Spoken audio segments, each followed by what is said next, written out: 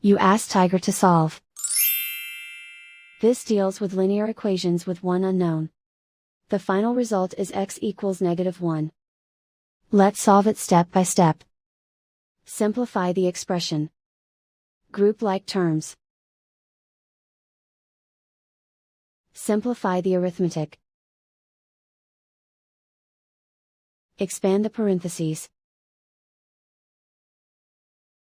Multiply the coefficients. Simplify the arithmetic. Expand the parentheses. Group like terms. Simplify the arithmetic. Group all constants on the right side of the equation. Add 14 to both sides.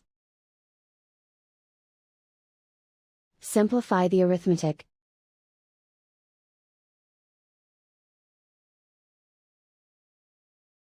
Isolate the x. Divide both sides by -14. Cancel out the negatives. Simplify the fraction. Move the negative sign from the denominator to the numerator. Simplify the fraction. And so the final result is x equals -1.